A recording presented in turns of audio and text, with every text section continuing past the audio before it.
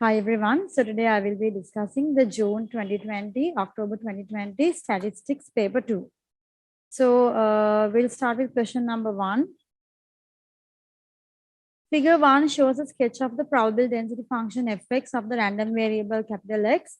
For x greater than or equal 1, less than or equal 2, fx is represented by a curve with the equation fx equals k times half x cubed minus 3x square plus ax plus 1, where k and a are constants. For all other values of x, fx is equal to 0. So basically the function is only described for x values between 1 and 2. For every other x value, your fx is defined to be 0. It's going to be 0. They ask you to use algebraic integration to show that k times 12a minus 33 equals 8. So obviously, what do we know about capital Fx? Yeah, so how do we get the value? How do we get this? Show that. So you know the total area under the graph must be, in order to be a probability density function, the total area under the graph must be 1. So to get the total area under the graph, we integrate the given simple Fx from the lower limit to its respective upper limit. So if you integrate simple Fx from the lower limit 1 to the upper limit 2 with respect to x, the answer must be equal to 1. Okay, so let's integrate. So here the function fx is k times half x cubed minus 3x square plus ax plus 1 integration. K is a constant. We can leave it out of the integration. Let's integrate half x cubed. When you integrate, it's going to be x to the power, you add 1, 4 divided by 4, and the half becomes 8. Are you with me? Minus 3 times x to the power 2. When you add 1, x cubed divided by 3. Plus ax, when you add 1 to the power, it becomes ax square divided by 2. And when you integrate just 1 with respect to x, it's x. Okay. And then input your limits. Your limits are from 1 to 2. And the answer equals 1. Okay. So let's substitute the limits. So I get here k times. First I will use x as 2. Inputting the upper limit. So 2 to the power 4 divided by 8. Can I directly have the answer? What's 2 to the power 4? Yeah, 16 divided by 8 minus 3 times 2 to the power 3 is 8 divided by 3 plus 8. 2 to the power 2 is 4 divided by 2 plus 2. Okay. So this is the first limit, and then you must minus and give the second limit, replacing x by 4. So you get 1 to the power 4, which is 1 over 8 minus 3. Actually 3 and 3 I could have cancelled out. So I get here what? I get here the 1 cube, right, which is 1, and plus a into 1 square. A into 1 square is 1 divided by 2 plus 1. Do you agree with my working? And this whole thing is equal to 1. So k times, can I have the simplification here? 16 over 8 minus 8. So you need to type the part which you can type in the calculator, which is 16 over 8 minus 8 plus 2. How much is that part? 16 over 8 minus 8 plus 2, which is minus 4. And then plus a into 4 divided by 2 is 2a. Okay, so that's the first part. And then minus the other part. Can I have the answer for 1 over 8 minus 1 plus 1? That's 1 over 8. That's 1 over 8 plus a into 1 divided by 2 is a over 2 equals 1. So let's open the bracket now. The big bracket, minus 4 plus 2a minus 1 over 8 minus a over 2, because you open the bracket with the negative sign. So can you all add the terms here? Minus 4 and minus 1 over 8 when you add. Minus 4 when you add with minus 1 over 8. Minus 33 over 8 and plus 2a minus 1 over 2. So you type in the cal plus 2 minus half. 3 over 2 plus 3 over 2, and it's a because we are having the a coefficient, equals 1. And now get the common denominator. So we'll get the common denominator with 8. What do we get here? Minus 33. So to get a common denominator of 8, I multiply by 4. So I get here 3a times 4 is 12a. Do you agree? equals 1. So I take the 8 is a division, which I can remove to the other side. So k times 12a minus 33, right? Minus 33 plus 12a is exactly the same thing as 12a minus 33 equals 1 times 8 is 8. So which is the show that. So this is the 4-mark show that. Okay, so it's extremely, I think I have shown extra steps of simplification here. However, these steps are actually required where you show, where you substitute the x value and show. So these steps, do not skip these steps, while you could skip a few steps over here, the simplification, but the substitution of the x values with the limits must be shown. Okay. And then we'll go to the next part. They say, given that a equals 5, calculate the mode of x. Now, obviously, what do we mean by the mode? Mode is the highest point that your graph reaches. Now, here, I want to find the highest peak of the, the highest y value, but the mode is not the y value. The mode is the x value that produces or that gives the highest y value. So you have to find the x, which gives the highest y value. Okay, so then you need to find in between 1 and 2, what is the peak of your graph? Is the peak at 1?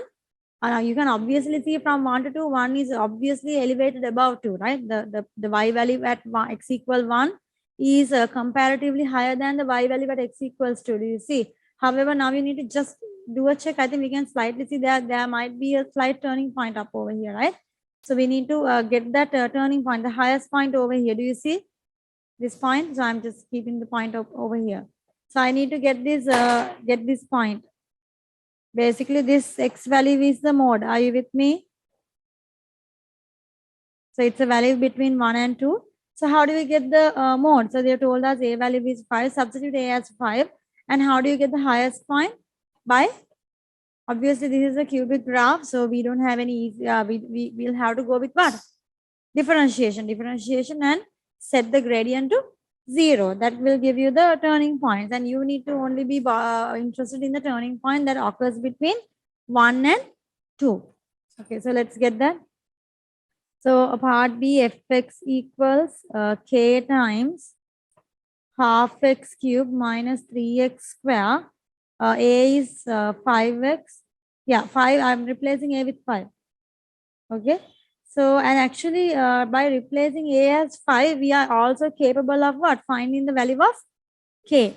Okay, by replacing a as 1, we can also get the value of our k. Okay, so I will come. Okay, so I'll first differentiate, set it to 0 because k is anyway a constant. It will not make any difference on the differentiation. Are you okay? Or else, if you want, you can find the k, input the k, and do the sum. There won't be a difference. So f dash x, k is a constant, stays out, will not make an impact. Half x cube when you differentiate, the 3 comes in front, right? 3 over 2x square, 3 times 2 is 6x, 5x differentiation is 5. Do you agree? So at the turning point,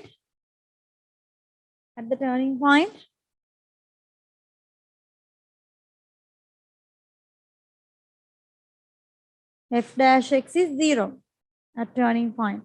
So we'll set it to 0.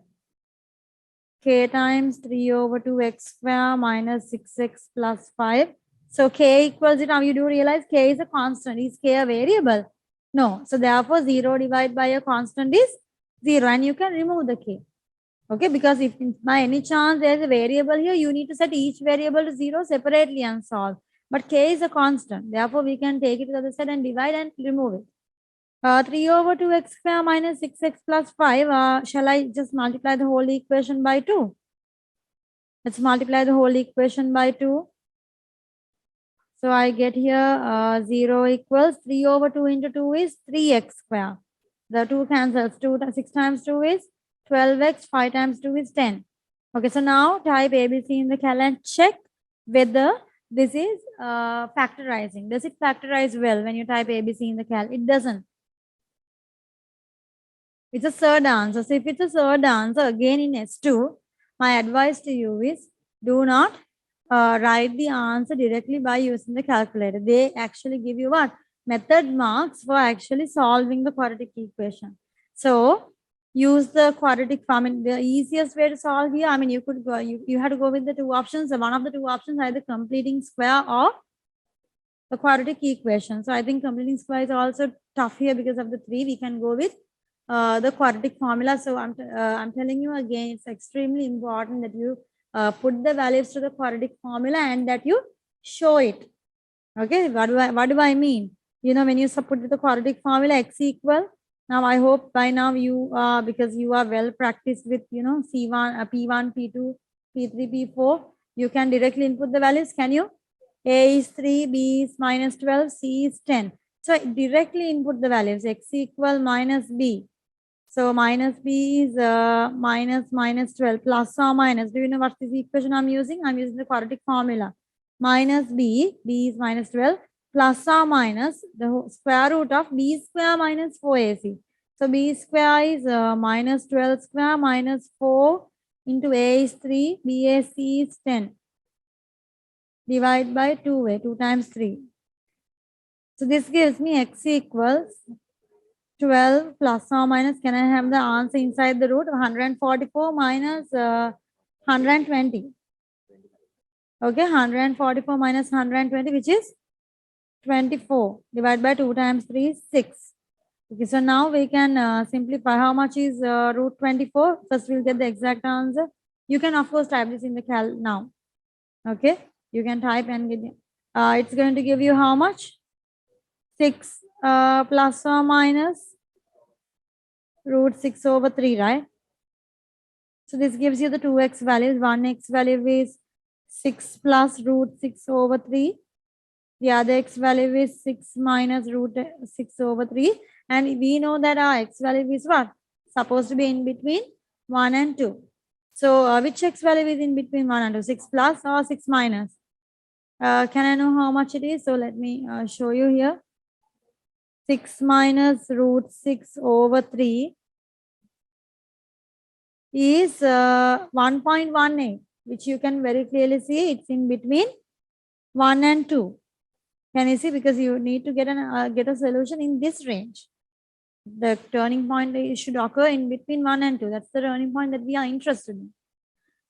Okay, so then that's the x value that gives the turning point, which means this is the x value that gives the highest y. Do we need to find the y value? So your mode is x equals 6 minus root x over 3, or in other words, 1.18. 1.1835, yeah, so 1.18 to 3SF. Is this clear?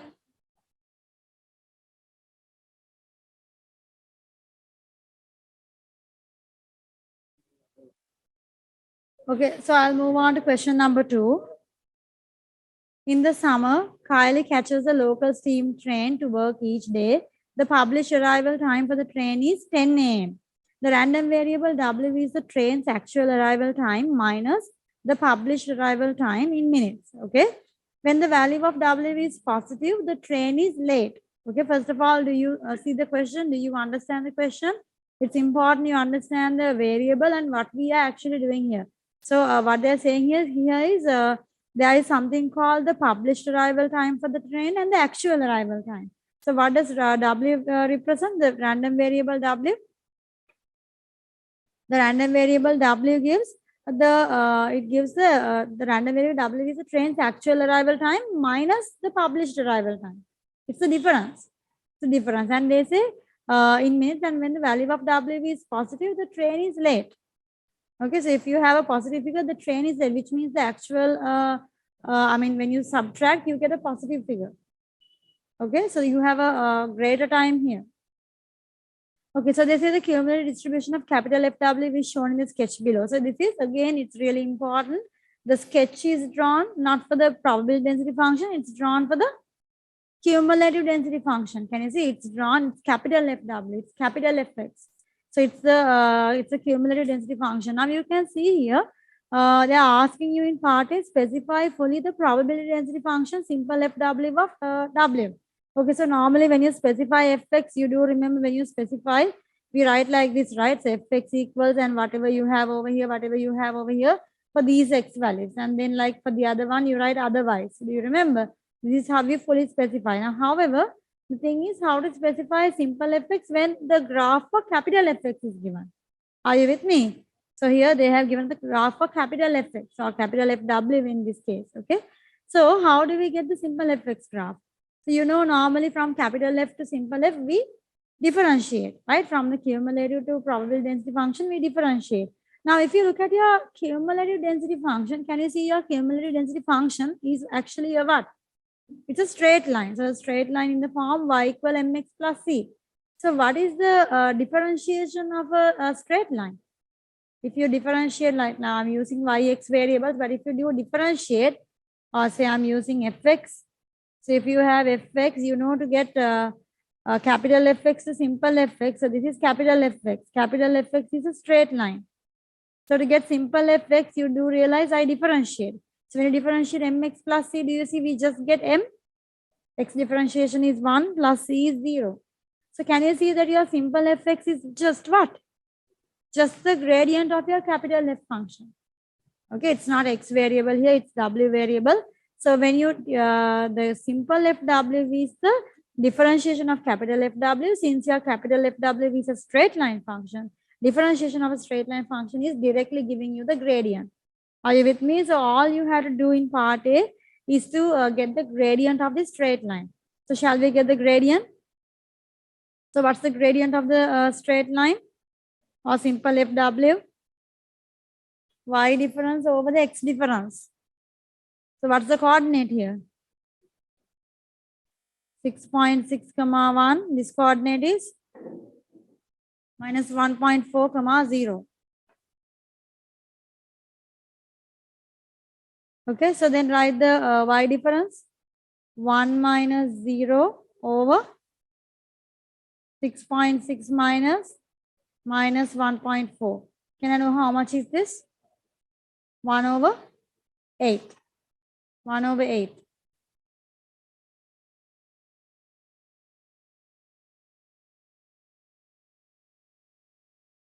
Okay, so then you can see your simple fw is directly the 1 over 8 function. Okay, so then you can now specify simple fw. So it's going to be 1 over 8 from where to where? For what x values? For x, for w values actually, right? Not x values. W values from minus 1.4 to 6.6. And it will be 0 otherwise. For any other w value, the fw value is 0. For w values between 1.4 and 6.6, it will be 1 over 8. Is this clear? Okay, then in part B, they ask you to get the value of EW, and it's just 1 mark. Okay, so how do we get the value of get the expected value here? So first of all, when you look at part A, 1 over 8, the function, what does it remind you? This is a what function? Just 1 over 8. There is no x term here, right? So this is a continuous uniform distribution. It's a continuous uniform distribution because you can see the simple fw graph is going to go from minus 1.4 to 6.6 directly as a straight line. It's continuously uniform. You don't have any difference. All the probability values are uniformly distributed. Can you see? So in this case, in such a situation, how do we get the expected value? So for continuous uniform, we have a quick and easy way. Now, normally to get expected value, you use integration x fx, right? Right? Or in this case, if it's EW, we use integration W times FW. So do we need to go to these measures at this point? No, I don't need to go here because it's a continuous uniform distribution. Therefore, the mean is what? What's the equation for the mean? A plus B divided by 2. So you have some shortcuts for continuous distribution, continuous uniform distribution for expected value and for variance. So expected value directly, I don't need to go with this. It's A plus B divided by 2. The only thing is you must realize that you have a continuous uniform distribution. A is minus 1.4, B is 6.6 divided by 2. How much is it? How much is it? 13 over 5, which is 2.6. Okay. So this is the value of EW. So it's just 1 more. Then next one, they say in part C, calculate the value of A such that the probability of W greater than or equal alpha and less than 1.6 is 0.35. So what do we do here? You can see now I'm working with a continuous uniform distribution, isn't it? I'm working with a continuous uniform distribution. So I simply need the area from where to where? The graph is from minus 1.4 to 6.6. And what was the FW value? 1 over B minus A value is the FW. I think we already got FW, which is 1 over 8. You can even test and see 1 over B minus A, 1 over 6.6 minus 1.4 should give you this 1 over 8, the FW value. Okay, so they want you to find the probability, they want to find the value of alpha such that the area between 1.6 and alpha is 0.35. So I don't know whether alpha is positive or negative. I'll just randomly mark. Okay, it might be positive, it might be negative. All I want to know is the area in between 1.6 and alpha. Okay, so alpha can be positive, alpha might be negative. We'll have to see that, check that later. Okay, how do I get, basically it's what? It's the area, I mean, you can see it's the area of the rectangle, isn't it? So how do we get the area? 1.6 minus alpha gives you the length of the rectangle multiplied by the width of the rectangle is 1 over 8. Can you see 1.6 minus alpha? So if 1.6 is here, alpha is here, 1.6 minus alpha gives you this length and into width is 1 over 8. This gives you the probability. The area is 0.35. So make alpha the subject.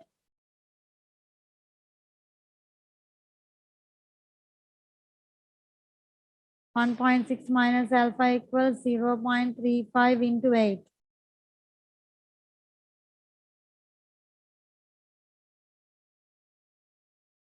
How much is 0.35 into 8?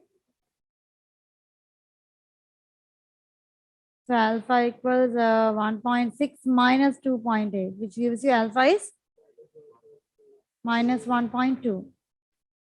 Is this clear?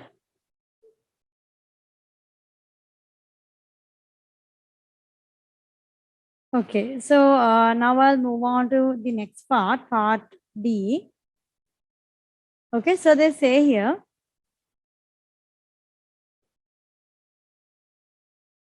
a day is selected at random. Calculate the probability that on this day the train arrives between 1.2 minutes late and 2.4 minutes late. Okay, so how do I get the probability it's between 1.2 to 2.4 minutes late? Okay, so W is positive means the train is late, right? So then you have to use positive W values. And how much is it late? They say calculate the given that on this, calculate the probability that on this day the train arrives between 1.2 minutes late and 2.4 minutes late. So can't you easily get this probability? You'll get the probability W is greater than 1.2 or less than 2.4. So basically again, it's the area of the rectangle between 1.2 to 2.4. Shall I directly use length into breadth? 2.4 minus 1.2 length into breadth. Breadth is the, this is 1 over 8 over here.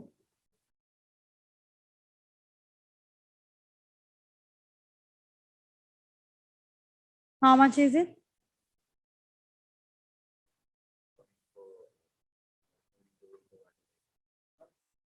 1.2 into 1 over 8, which is,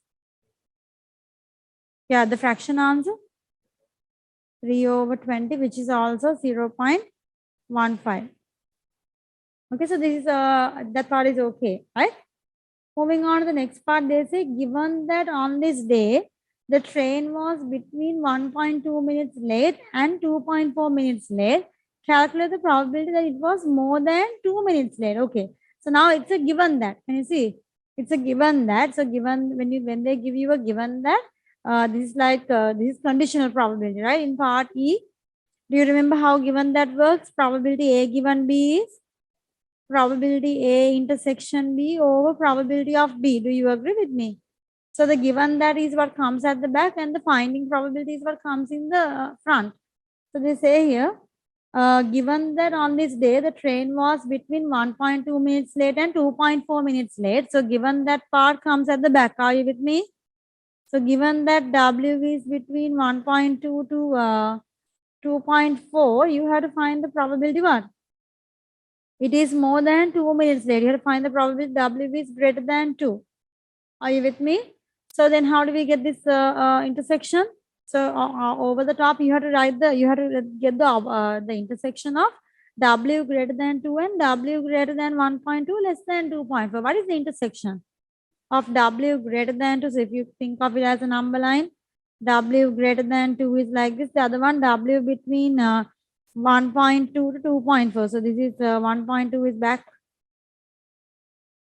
1.2, 2.4 is over here, right?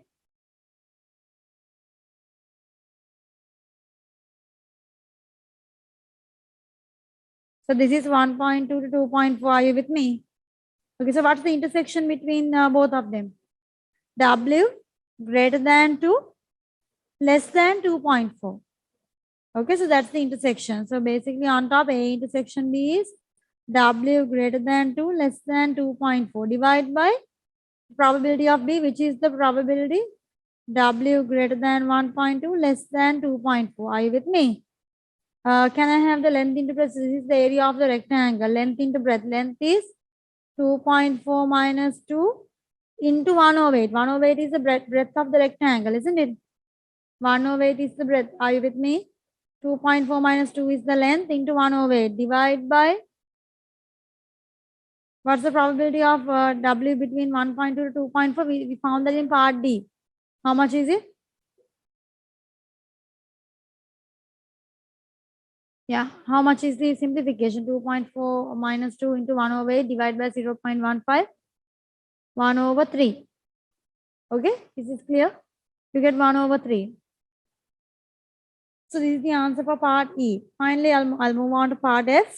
They say a random sample of 40 days is taken. Okay, now keep in mind what we were doing from part A to E was just modeling for what? A single day. We were just making the model for a single day. But now they say a random sample of 40 days is taken. Calculate the probability that for at least 10 of these days. Now, what are we counting? Who is our variable? Is it the number of minutes that are late or the number of days? For at least 10 of these days. Can you see we are counting the days?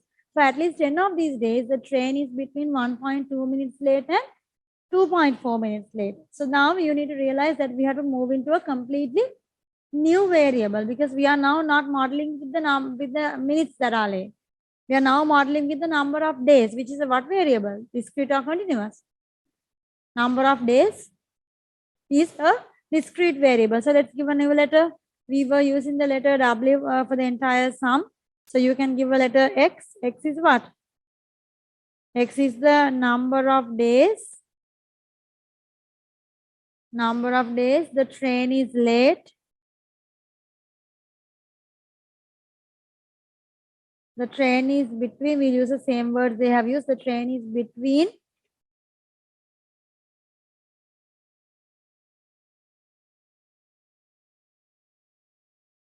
1.2 minutes and 2.4 minutes late.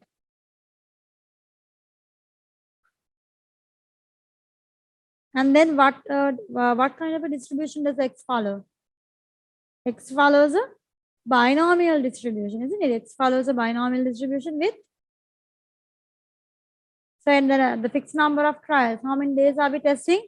40 days. And what's the probability of success? The probability of success is the train is between 1.2 and 2.4 minutes late. What's the probability? It's between 1.2 to 2.4 minutes late? 0.15. Okay.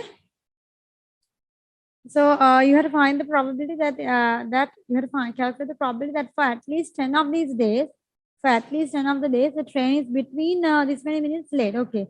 At least 10 days means X is greater than or equal 10. So get me the answer. X is greater than or equal 10. How do we get it? So it's a binomial table. We can use the binomial tables, right?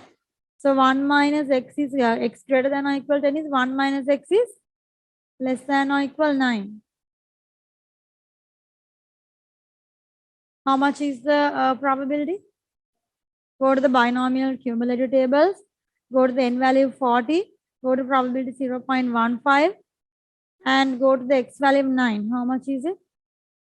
Go to the formula book. In your formula book, in the binomial table. Yeah? 0.9328.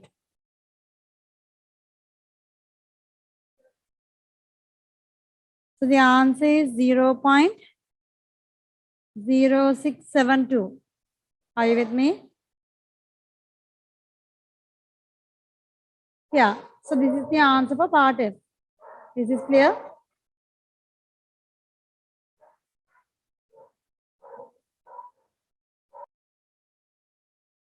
Okay, so moving on to question number 3. A manufacturer produces plates. The proportion of plates that are flawed is 45% with flawed plates occurring independently. A random sample of 10 of these plates is selected. Find the probability that the sample contains fewer than 2 flawed plates. Okay. So first you need to realize what's your distribution. Are we working with binomial or are we working with Poisson?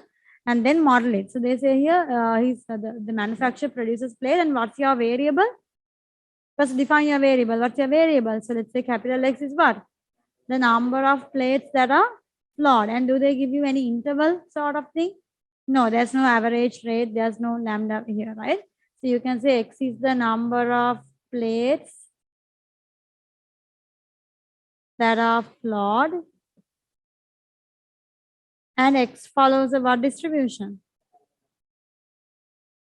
X follows a binomial distribution with n value 10, right? So you are selecting a random sample of 10 plates, and probability of success is 0.45. So then we have to get the probability that there are fewer than 2 flawed plates.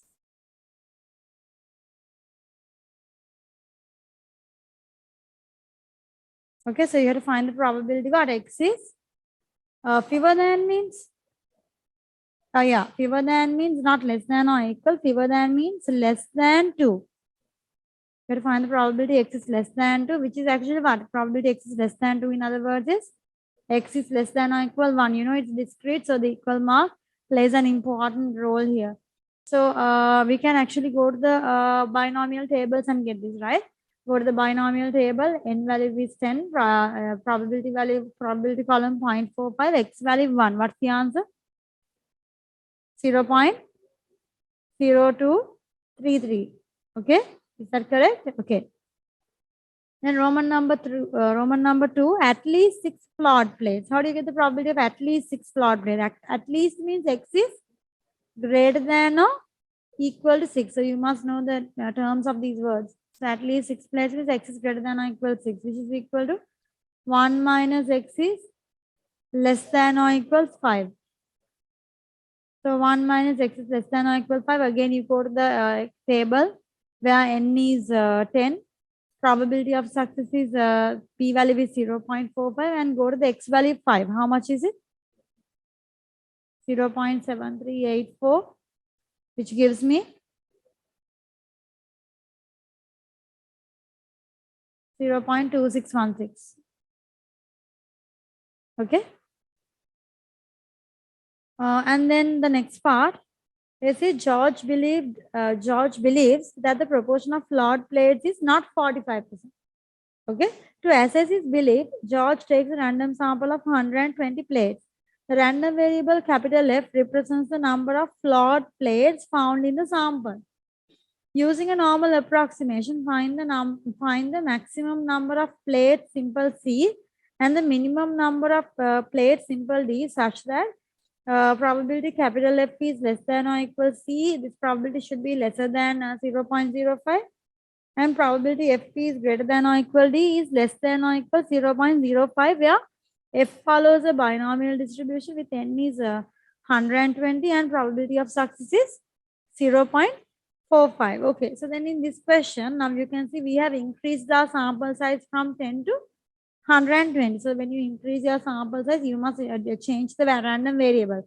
So they have told here to use the random variable F. So they are told F is the number of plates that are flawed. Okay, the random variable F represents the number of flawed plates found in the sample. So now in this sample we have 120 plates. Okay. So F is the number of plates that are flawed, and in this case, F follows a what distribution? They have told it follows a binomial distribution. N is 120, probability of success 0.45. However, they tell you to use what? Using a normal approximation. So how do we do a normal approximation? You have to get the mu and sigma, right? Because you have to convert it to the normal distribution. So mu is NP, which is 120 into 0.45, which is 54. And what about the sigma square? Yeah.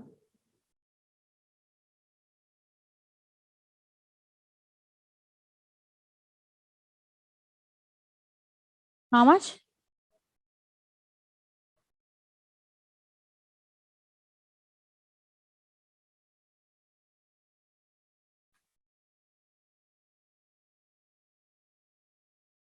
So it follows a normal distribution with mean 54, sigma square is 29.7. Okay, so this is mu and sigma square. Okay. So then you have to find the, they're asking you to find the maximum number of plates C and the minimum number of plates D. So let's start with the first one. The first one is you have to find the probability F is less than or equal C. This probability should be lesser than or equal 0.05. Are you with me? Okay, so they want you to find the maximum number of plates C. So this is the maximum value when you have to get the maximum, the highest value that we can possibly get for C. Okay, now the thing is you do realize that we are going from what? We are doing an approximation, and there is a certain approximation that we need to do continuity correction. That is if we go from binomial to normal or Poisson to normal. That is if you go from discrete to continuous. So in this case, we take our binomial distribution to a normal distribution. They tell you to go for a normal approximation. Thereby, what should we do? You must apply the continuity correction. So how is the continuity correction applied? When you convert to normal, so if it's less than or equal C, then what do? It's either C plus 0.5 or C minus 0.5. Okay, so these are the two limits, either it's C plus 0.5 or C minus. So which one do we go with? Do I go with C plus 0.5 or C minus? Because both of them, we have to go with the less than side. So I need the C to be included. This C should be included, which means I should go with F is less than C plus 0.5, right? If you go with C plus 0.5, then you pass through this point because we need C to be included. If you take F is less than C minus 0.5, then this line does not pass through this. That's the easiest way to think of it. Okay, so this probability should be lesser than or equal 0.05. So now convert this to standard normal. F becomes C plus 0.5 minus mu. Mu is 54 over sigma. Sigma is root .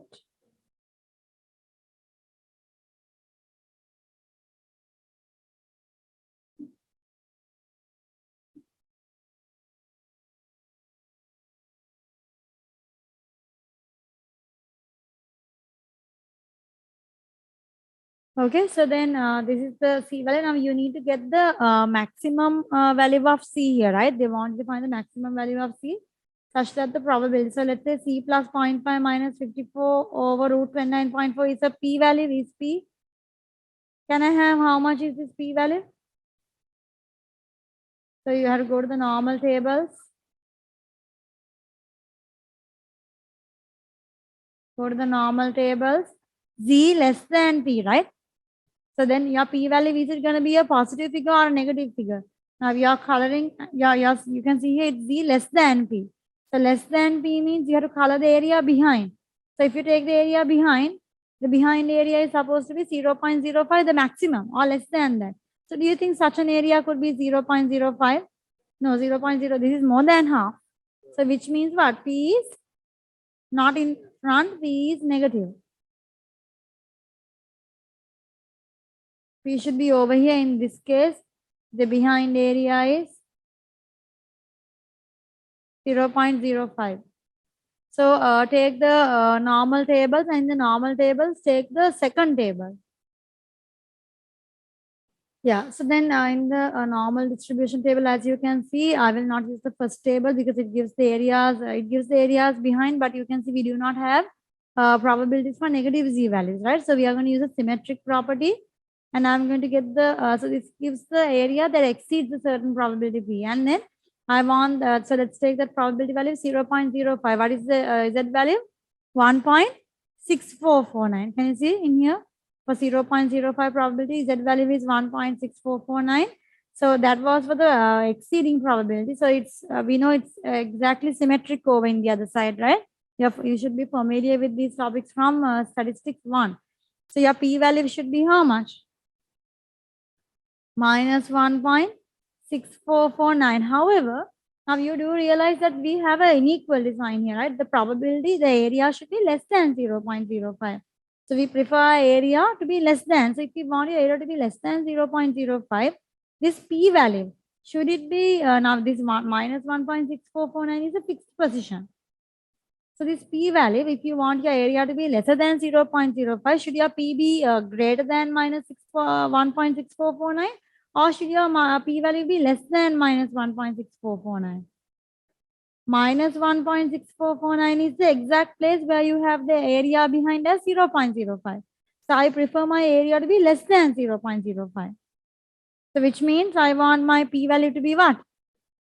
Greater than, or is it equal? If p is greater than, it will move forward.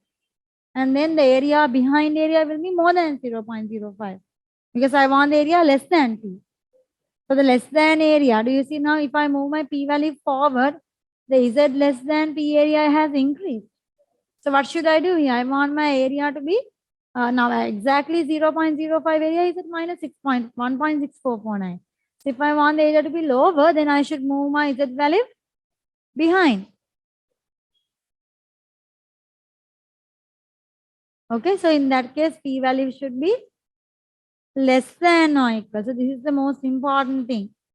The crucial element is p is less than or equal minus 1.6449. Are you with me?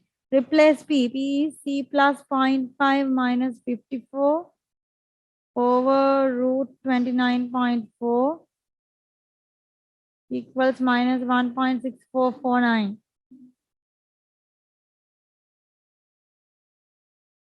C plus 0.5 minus 54 minus 1.6449 times root 29.4 .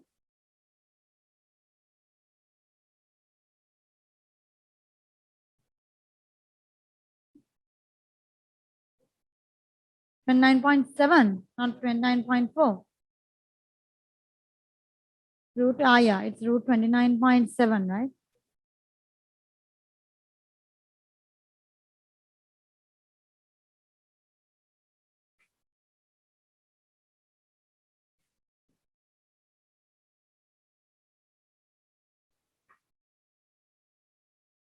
Can I know how much is this? This is C less than or equal, by the way.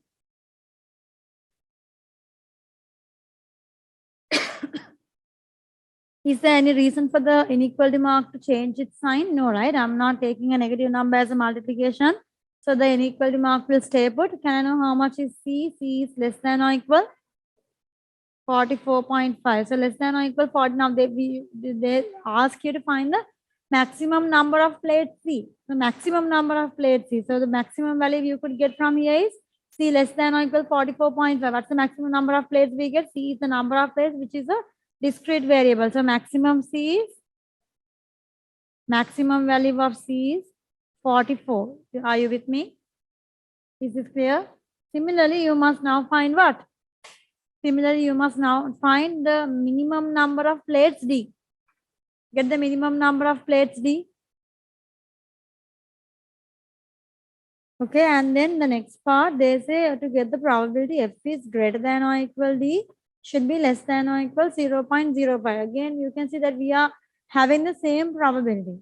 But now instead of having F less than or equal C, we have F is greater than or equal D, and we have the exact same area. So if I go again with this one, on the other side, I have now probability F is greater than or equal to, this probability should be less than or equal 0.05. So again, you must apply the continuity correction. Okay, so let me do it over here.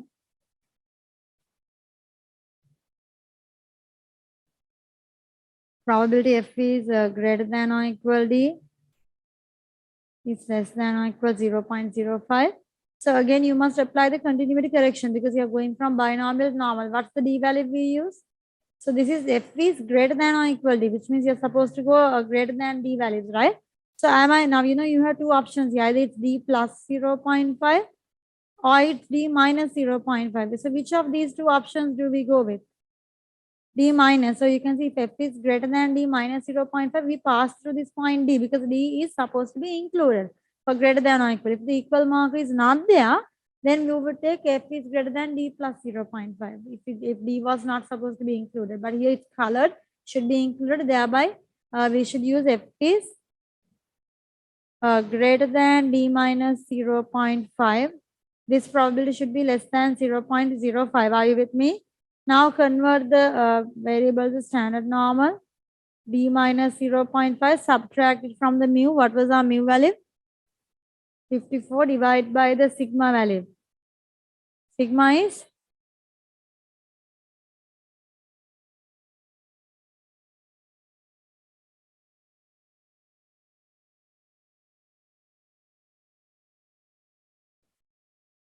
okay, sigma. This is sigma square. Okay, 29.7 is sigma square. So we are dividing by sigma.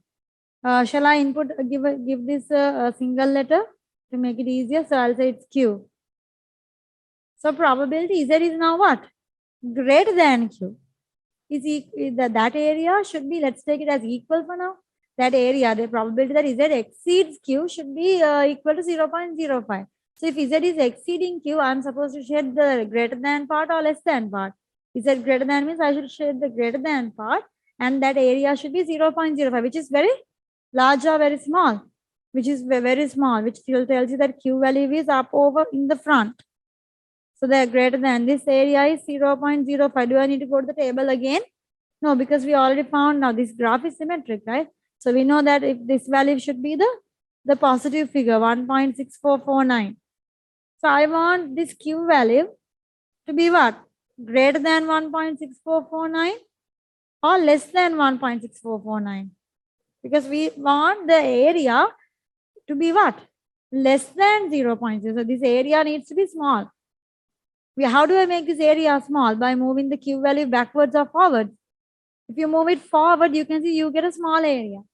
If you move it backwards, you get a large area. So I'll move it forward, which means Q should be greater than or equal 1.6449. Okay, so if Q is equal to 1.6449, the area is directly 0.05. If Q is greater than 1.6449, your area will be less than 0.05. So greater than and equal mark both come. I hope you realize. Okay, though it's not over here, this equal mark comes into effect here. Equal 0.05 is when Q is equal to 1.6449. So if your areas are less than 0.05, your Q values are greater than 1.6449. Replace Q. Q is D minus 0.5 minus 54.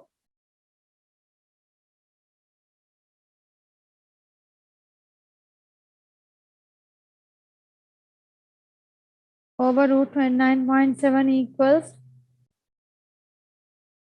1.6449.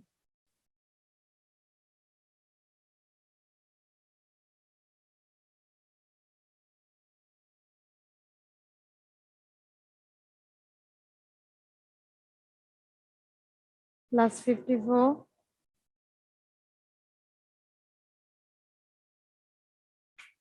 Sorry, this is not greater than. This is greater than or equal, right? Use the equal to sign. How much is it? D is greater than or equal? 63.464. Which means, so what's the first integer that satisfies? What's the minimum number of plates for D? What's the minimum? Because D is greater than means you get many values. So what's the smallest D value we get? 64. So this is the minimum D. This is clear?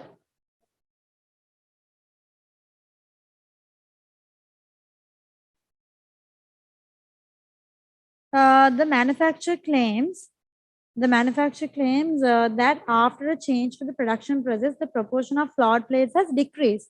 A random sample of 30 plates taken after the change to the production process contains 8 flawed plates. Use a suitable hypothesis test at the 5% level of significance to assess the manufacturer's claim. State your hypothesis clearly. So now what's the manufacturer's claim? He believes that after a change to the production process, what does he claim? The proportion of flawed plates has decreased. He believes now the proportion of flaws will decrease, which means what's the H0 and H1? So for H0, we always go with equal, right? P equals 0.45. So H1 is going to be either the format P not equal to 0.45 or P greater than or P less than. So according to the claim, you have decided whether you are going with less than, greater than, or not equal. So they say here clearly the claim is that the proportion of, he believes the proportion of flawed plates has decreased, which means P is less than 0.45. Okay, so they say here a random sample of 30 plates. So this time we are going to work with a binomial distribution. Now with how many plates? 30 plates. So give a new variable. That was we work with variable x, we work with variable f. So now I'll work with variable y. Y follows a binomial distribution. How much is n? N is 30, and assuming the H0 is true, we take the probability of success as 0.45. So under the null hypothesis, what are we supposed to test now? They have given you here that they test 30 plates, and what do they find? They find that 8 of them contain flawed plates. Out of in a sample of 30, there are 8 flaws. So what do you need to do here? You have to check whether this value 8 falls to the, you have to check with this whether this value 8 falls to the critical region. So which area of the tail end do we test? We check for the less than, because here we have P less than, which means we check the less than n. And what do we need to check? We have to check whether 8 is in or whether 8 is out.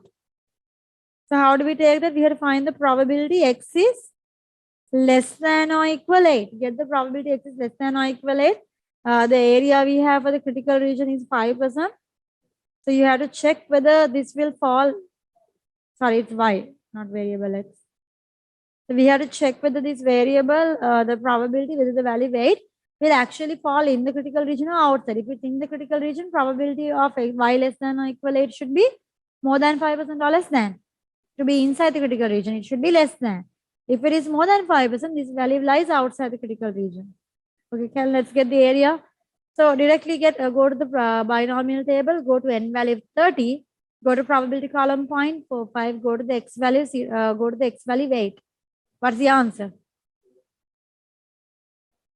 0.0312. Agreed? 0.03. Okay. So which means what? This is how much of a proportion? 3.12%, which is what? More than or greater than? Less than 5%, which means is it inside the critical region? Yes, so you can say 8 is in the critical region. Therefore, do we insufficient evidence reject H0 or sufficient evidence reject H0? There is sufficient evidence to reject H0.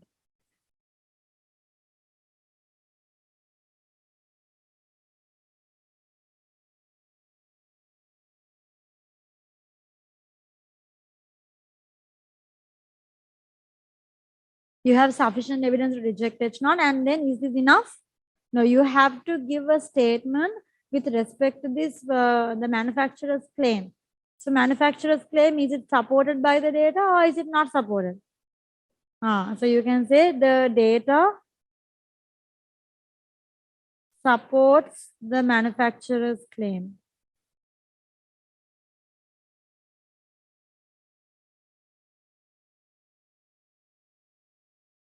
Or you can say when the manufacturer's claim is supported. Do you understand? So you need to write the complete work and make sure you give a general statement with respect to the question to get the complete mark here. Okay? Okay, so I'll move to question number 4. In a peat bog, common spotted orchids occur at a mean rate of 4.5 per square meter. Given assumption not already stated that is required for the number of common spotted orchids per square meter of the peat bog to follow a Poisson distribution. Okay, so you have to state an assumption not already stated. So what does that mean? It means in this statement they have already said some other assumption, right? So they do say here it occurs at a mean rate. Can you see? Okay, so I think if you check the assumptions of the Poisson distribution in your textbook, you will see it says it occurs at a mean rate.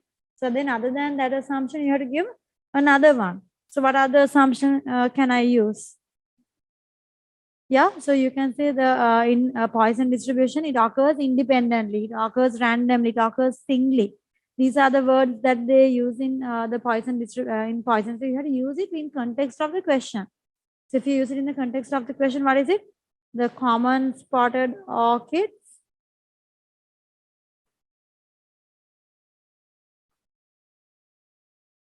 occur independently, or they occur singly, or they occur randomly. Okay, so you cannot talk about the mean rate. It occurs at a mean rate of 4 points because it's already stated. So they say given assumption not already stated. So you cannot speak about the rate.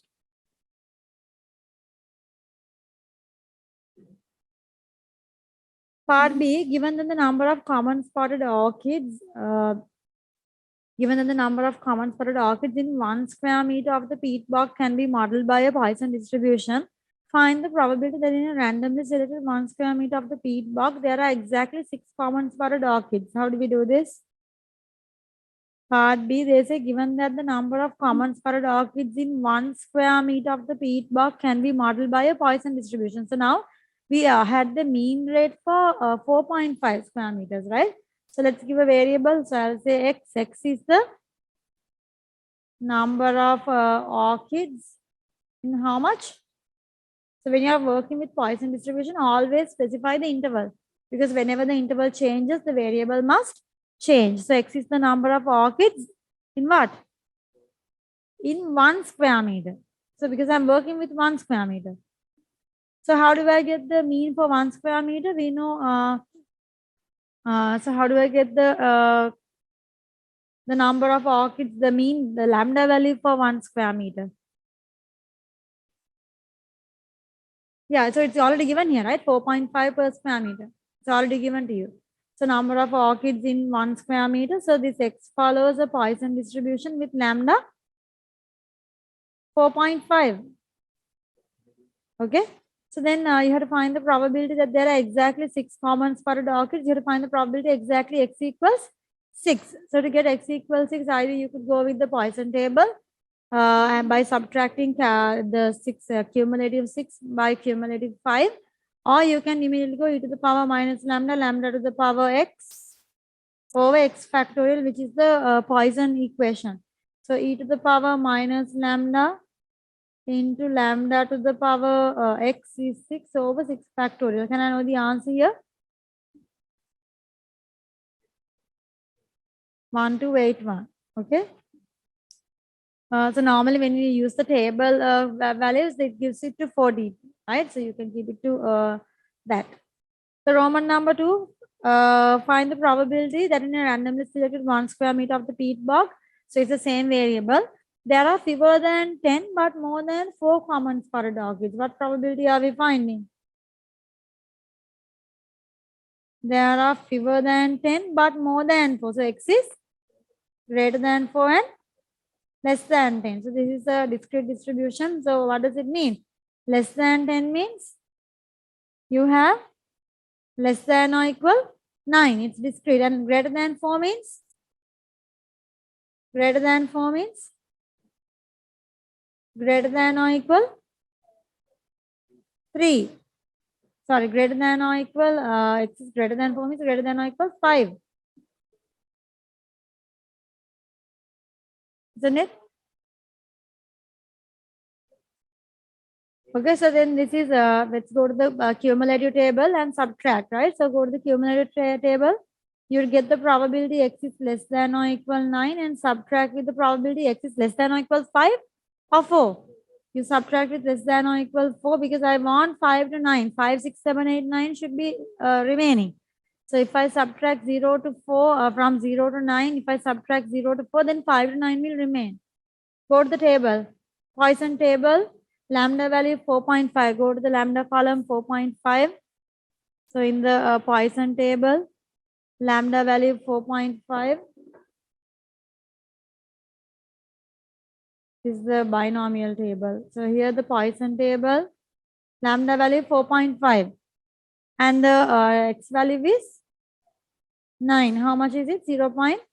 9829 subtracting with the x value 4, which is 0.5321. 0.9829 subtracting with 0.5321. How much is it?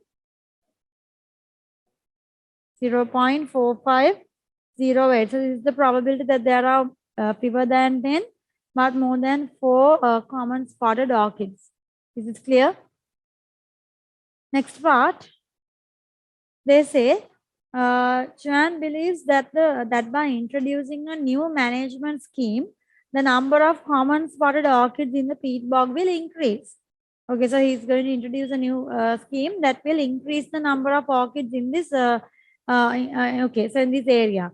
After 3 years under the new management scheme, a randomly selected 2 square meter of the peat bog contains 11 common spotted orchids. Do you see that we have changed the interval?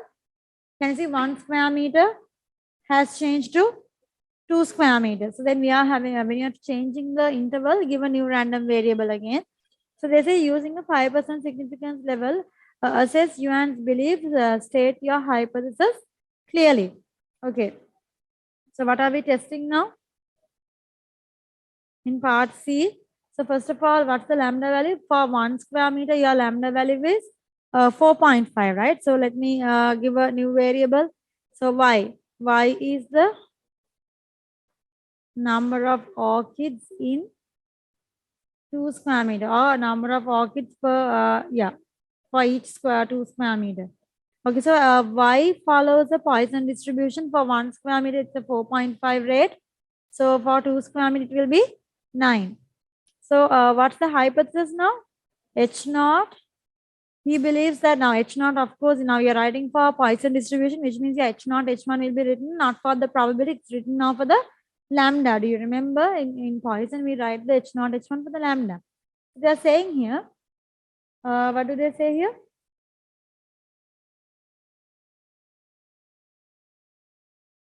Yeah, they say here after 3 years, yeah, that's it. So they say, so anyway, in H0 is lambda equal 9. What about H1? This is where you have to decide whether lambda is not equal to 9 or is it greater than 9 or is it less than 9? What do they say?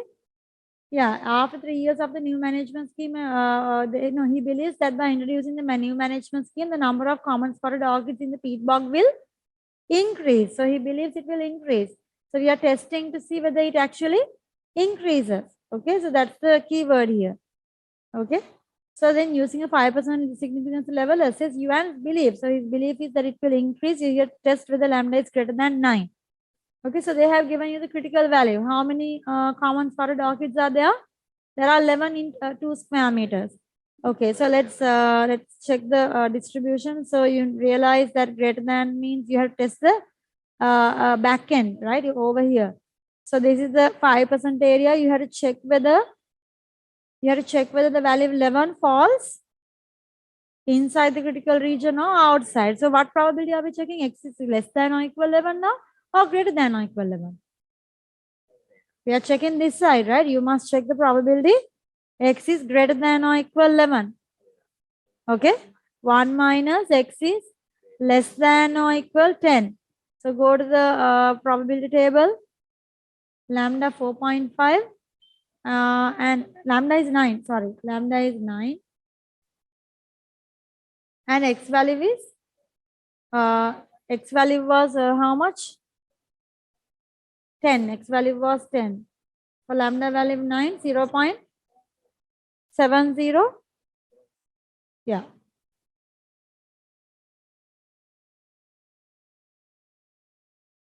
1 minus 0.7060. How much is the answer? 0.2940.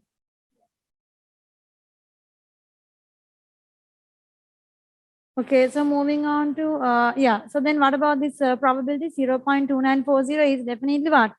It's 29.40%, which is definitely higher than the critical, the significance level, 5%. So is it in the critical region or outside?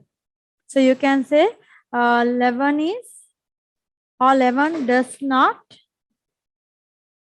lie in the critical region. Isn't it? It's lying outside the critical region, which means what?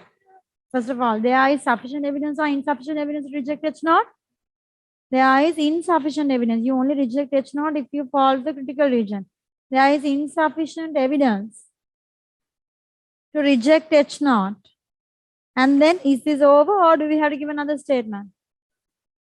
You have to give another statement about what? About Juan's belief, about his belief. Now, what does he believe? He believes by introducing the new management scheme, the number of common spotted orchids in the peat bog will increase, which means he believes in H naught or H1. H1, he believes it will increase. So now, so if you, the only time you go to the alternative hypothesis is if you reject the null hypothesis. When you reject the null hypothesis, then we believe the alternative is correct. So now, do we have enough evidence to reject the null hypothesis? No. So if your value falls to the critical region, then we reject null hypothesis. Here 11 is not, does not fall to the critical region. So then we do not have enough evidence to reject the null hypothesis, which means we have to go with it. We go with the null hypothesis. So therefore, we do not have enough what? Evidence to support whose claim? Do we have enough evidence to support Juan's claim? No. So you can say there is insufficient evidence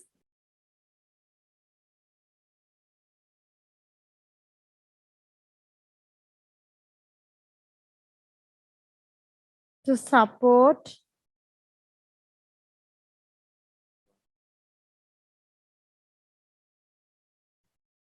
Juan's belief. Is this clear? Okay. The next one. Assuming that in the peat bog, common spotted orchids still occur at a mean rate of 4.5 per square meter, use a normal approximation to find the probability that in a randomly selected 20 square meter of the peat bog, there are fewer than 70 common spotted orchids. Okay, so now what do we do? So you have to do an approximation. First thing is give the new variable. What's the new variable letter? Okay, U. Okay, any letter. So U is what? The number of orchids in how many square meters?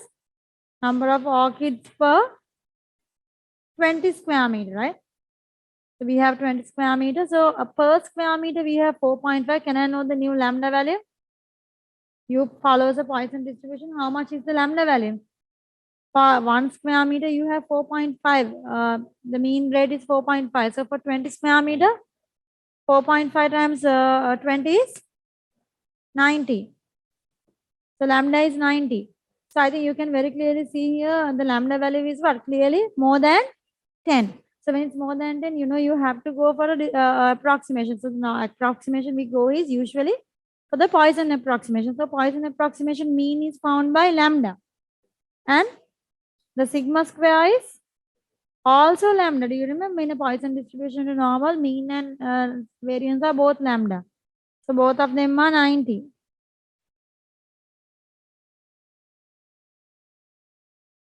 Okay. Okay.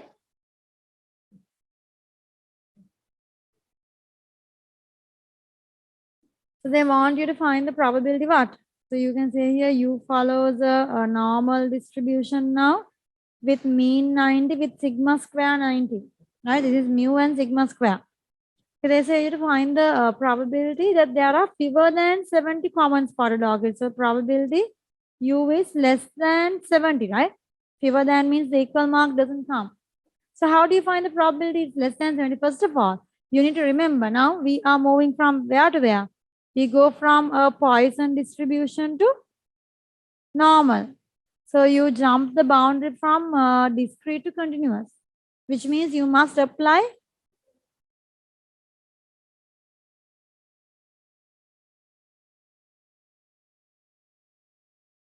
You must apply continuity correction. Okay, so then let's apply probability. First, U less than 70 means. So less than 70 means 70, the equal mark is not there. So less than 70, you have the two options. What are they? Either 70.5 or 69.5. Which of these two options are correct? Do I take less than 70.5 or less than 69.5? You can see now 70 is included. Now 70 is not included. So if you take less than 70.5, it goes through 70. So we don't want 70 to be included. Therefore, we should go with less than 69.5. Okay, so now convert the normal distribution to standard normal. Z 69.5 minus mean divide by sigma. Sigma is not 90, sigma is root 90.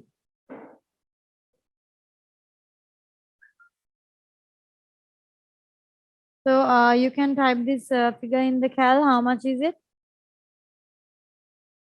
69. First, we'll get our calculator, the stat mode. Stat mode and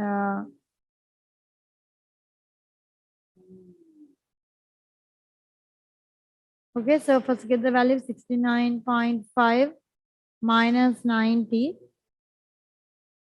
69.5 minus 90, get that answer, divided by root 90. And I get minus 2.16. I get this figure. We can give it from the cal, right? So let's give the value from the cal. So I go, is that less than means I have to go with the P. Go with the P value and give for P the answer.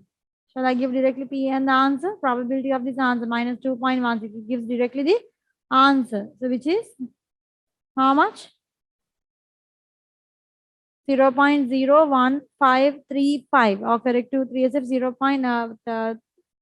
3SF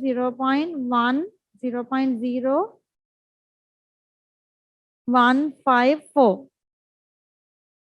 Do you agree with me? 0.01535. So it's 154. Do you agree? In the last part,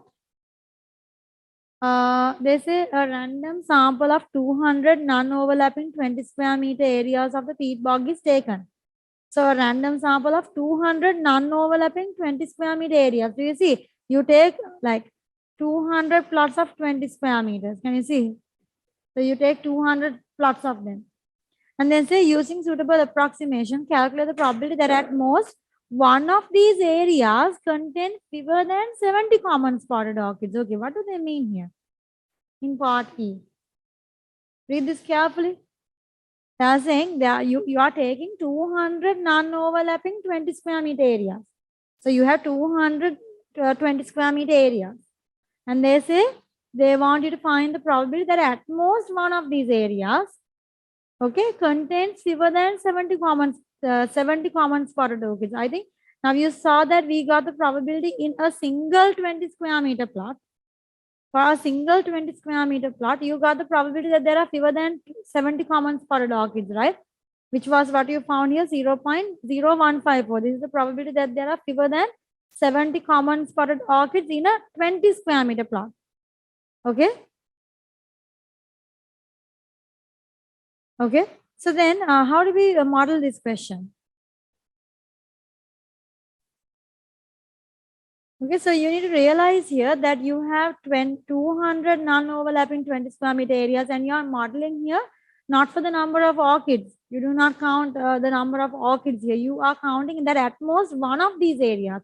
You are counting how many areas are satisfying this requirement. So it's the number of areas, the number of 20 square meter plots that you are modeling here. So therefore, give a new variable. What is it?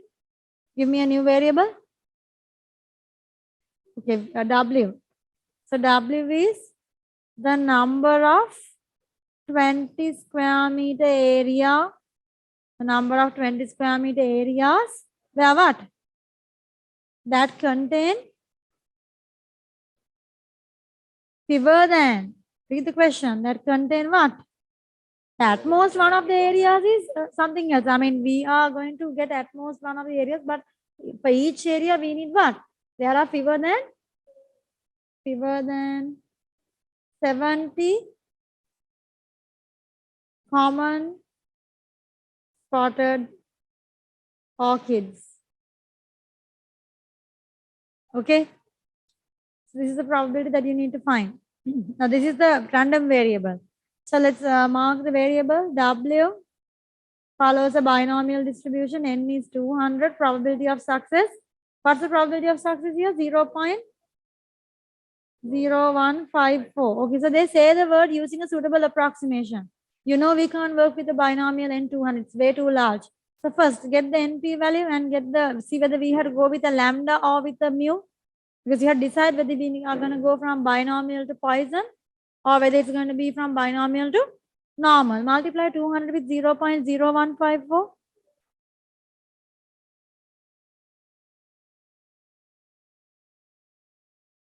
Okay, sorry. So there's a error here, right? They say following a period of dry weather, the probability that there are fewer than 70 common spotted orchids in a randomly selected 20 square meter of the peat bog is 0.012. It has changed because what I was using here was the answer I found in part D here, 0.0154. But they have said this is that is valid for part D, but in part E they have changed the circumstances of the question. So it's now a period of dry weather. The conditions have changed, and the probability that there are fewer than 70 common spotted orchids in a 20 square meter plot of land is now 0.012, which means that's the probability that you must use for this sum. Okay. So this needs to change. So this should be 0.012. Okay, can I now, can you all now calculate the NP value and decide whether it's lambda or whether it's whether I should go with Poisson or with normal? How much is NP? 200 into 0.012 is 2.4, which means your lambda, the mean is 2.4, less than 10. So I should definitely go with what? I think you can see here N is large, P is small. So there is a rule when N is large and P is small, go with Poisson. If N is large, P is close to 0.5, you go with normal. So here we go with a Poisson distribution. So W follows a Poisson distribution. Okay, or you can use W follows a Poisson distribution. With what? With mean 2.4. So do we need to apply any continuity correction? No. There's no need, it's not necessary because binomial to Poisson both are discrete. So we do not cross the boundary between discrete to continuous. So now there's no need to apply continuity correction. So get the probability. What do we need? That at most one area. So we are modeling the number of areas. W is the number of 20 square meter areas. At most one area means W is greater than or equal 1, less than or equal 1. What is it? Yeah, at most one area means the most you have is 1. So less than or equal 1. At most one area is less than. At least 1 is greater than or equal 1. You must be familiar with the English words here. So W is less than or equal 1, which means, so do you think I can get this probability from the Poisson tables? No, the reason being we do not have a lambda value called 2.4. We do not have 2.4. The table does not contain 2.4, which means we need to manually find the probability. So how do I get probability W less than or equal 1? It's probability W equals 1, and the before 1 we have 0 because W less than or equal 1 is W is 0 and W is 1. Apply the Poisson equation, e to the power minus lambda into lambda to the power x over x factorial plus e to the power minus lambda into lambda to the power x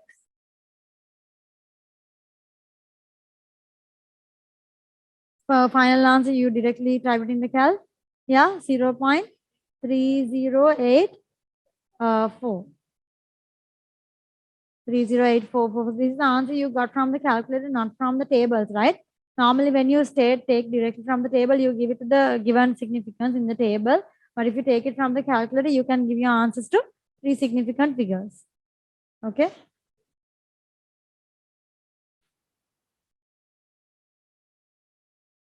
Okay, so moving on to question number 5. The waiting time, capital T minutes of a customer to be served in a local post office has probability density function. Ft equals 1 over 50, 18 minus 2t. That's for t values between 0 and 3, and 1 over 20 for t values between 3 and 5, and 0 for otherwise. So you can see here your ft function, the effects or the basic probability density function is made up of two parts, right? Given that the mean number of minutes a customer waits to be served is 1.66, use algebraic integration to find variance t, giving your answer to three significant figures. Okay, they wanted to find variance t. How do you find variance t? Yeah, normally variance t is t is e t square in this case, e t square minus expected value of t whole thing square. So now et is given. The mean is the expected value of t, which is 1.66. That's given to you. So the only thing you need to find here is the et square. So that's going to be integration t square times ft, isn't it? With respect to t. However, you can see now your ft function is made up of what? Just one part.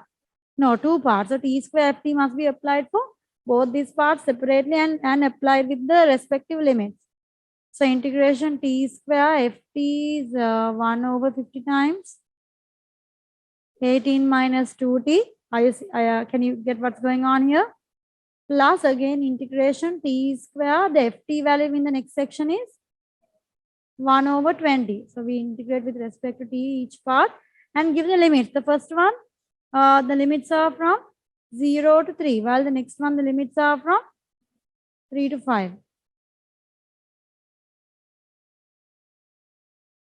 So I'll take 1 over 50 out, integration t square times 18 minus 2t with respect to t. And here I'll again take 1 over 20 out. There's 1 over 20, I'll take it out. And integration t square. So these limits are different. Apply each of these limits in their places. Okay, so first I think I'll have to expand the bracket here, right? So when before integrating, I'll expand the bracket. So what do I get here? 18t square minus 2t cube from 0 to 3. And the other one, plus 1 over t times t square d. There's nothing to fix here.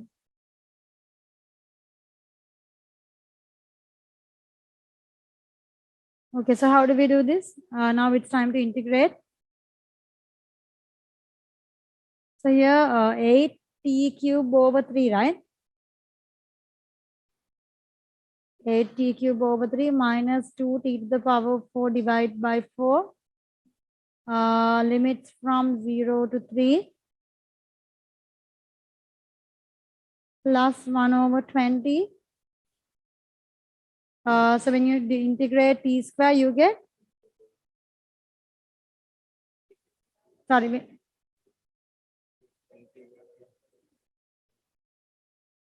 yeah, 18 has become 8 here, right? Sorry.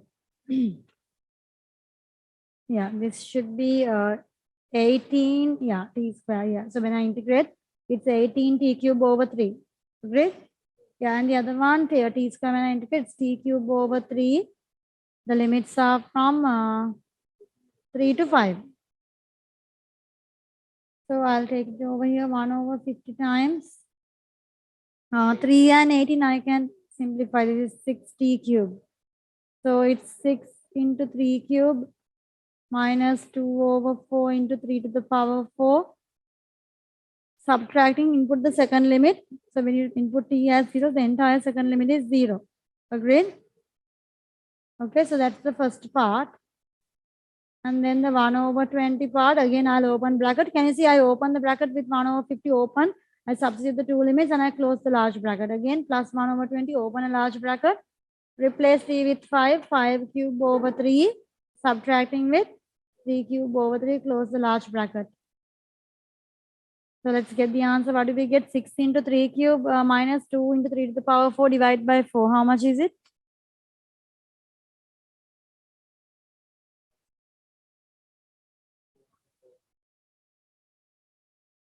Yeah, 6 into 3 cube. 2 into, yeah, 3 to the power 4 over 4 divided by 4. You get 243 over 2. Plus there's 1 over 20 here. What do you get inside? 5 cube over 3.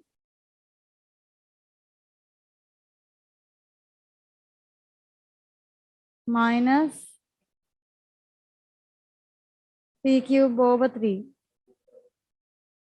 Which is 98 over 3. Okay, so now it's time to multiply. Get the final answer. 1 over 50 into 243 over 2.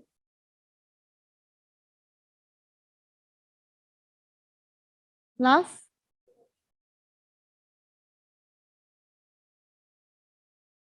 and when you add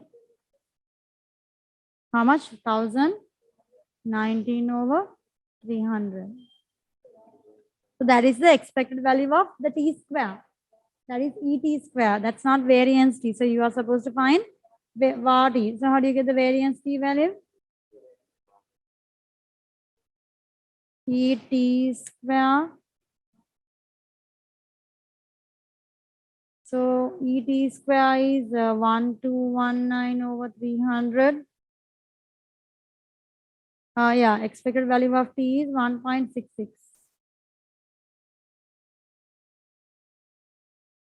Yeah, so get me the answer. How much is it? Do they want it to 3SF? Yeah. How much is it? 1.31. Let me type 1.19 over 300 minus 1.66 whole thing square, which is 2452 over 1875, which is 1.3077. Correct to 3SF 1.31. Is this clear? Okay, so this is the answer for part A for 5 marks. Okay. Part B, find the cumulative distribution function capital F of t for all values of t. Okay, so you need to get the capital FT answer. Okay, so what do we do for capital Fx? Normally capital Fx is when you integrate your simple Fx from the lower limit to x. This is the definition, right? You will integrate it from the lower limit to your x value. Okay, so so we'll get here. So first, but however, here we have a problem because our capital to get the capital FT function, you can see simple FT is in 2 parts. It's in 2 graphs, right? It's in 2 parts. So you have to get the area properly. Okay, so let's see how it's done. So I think I have taught this to you in several past papers, right? In several past papers, we have discussed how this is done. So the first one.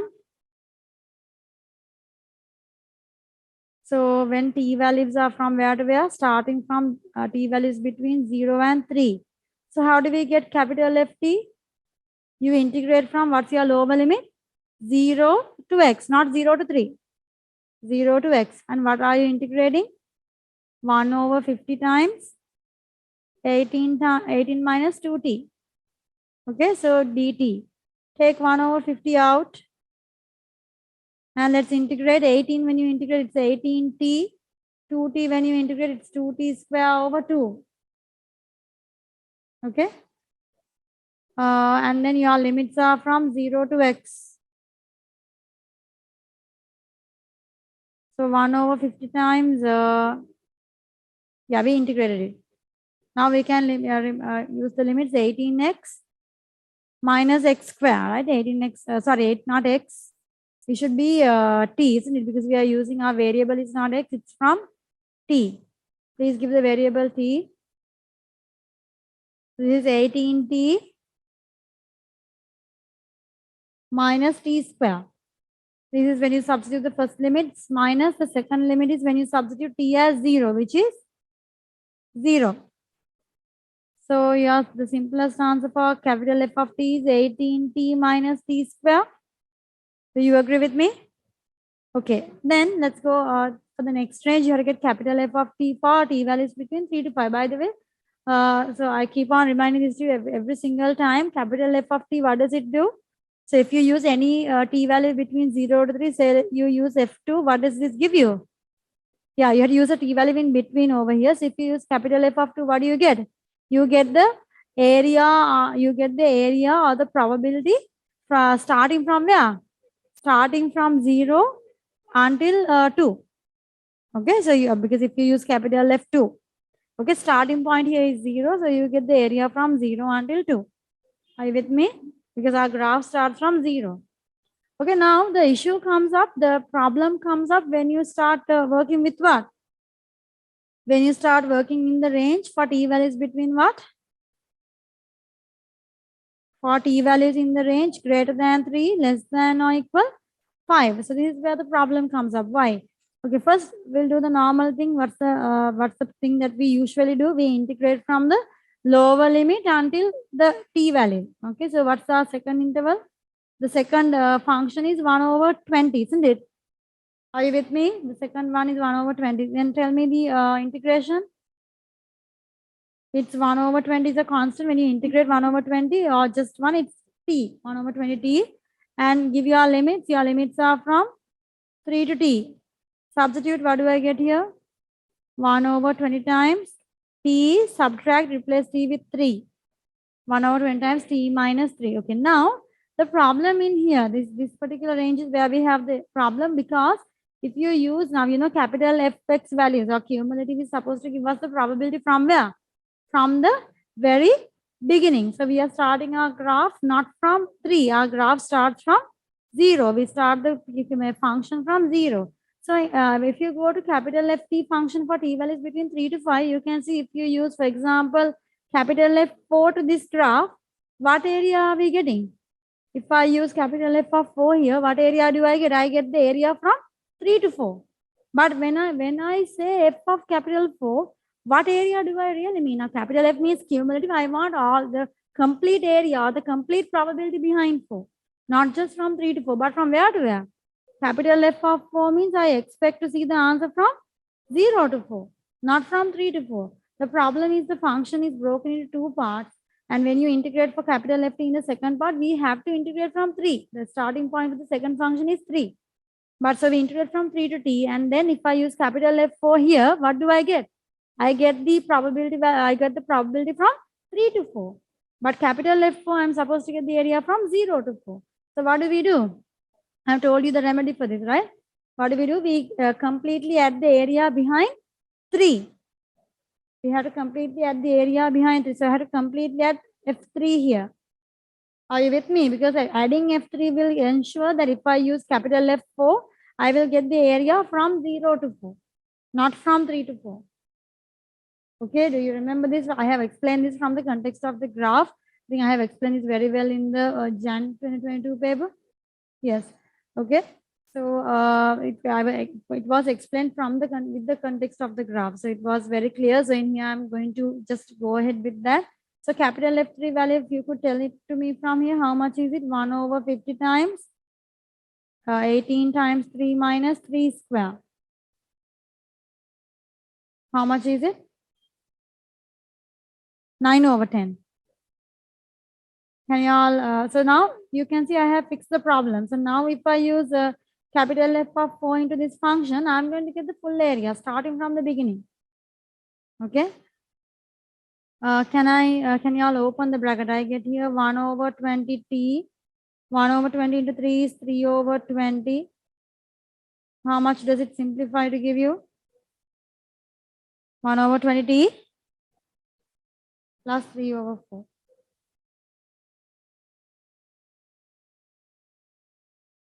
Is this clear? Okay, so now we need to, this is not the final answer. We have to specify the cumulative distribution function. So let's specify it fully. Capital Ft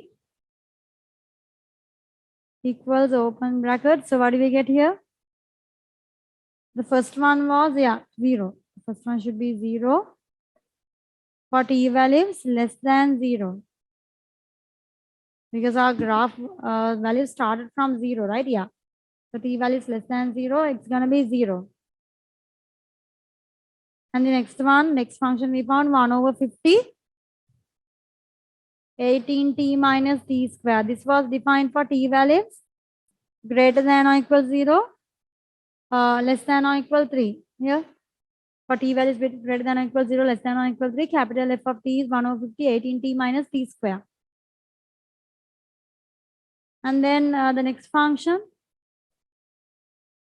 1 over 20t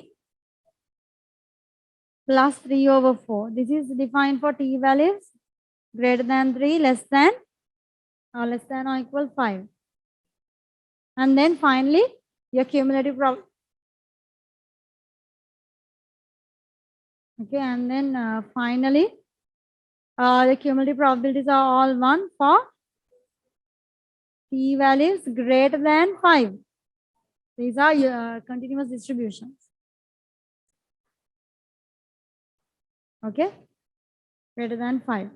So this is the this is how you specify the cumulative distribution function fully. Okay. Part C, they ask you calculate the probability that a randomly chosen customer's waiting time will be more than 2 minutes. So here capital T is what the waiting times of the customers, right? So we want to find the probability that the waiting time is what?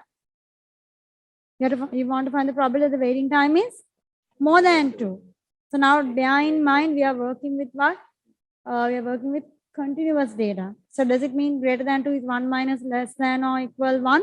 No. You realize that this is continuous. So greater than 2 is 1 minus less than or equal 2. Directly 2. We do not in continuous.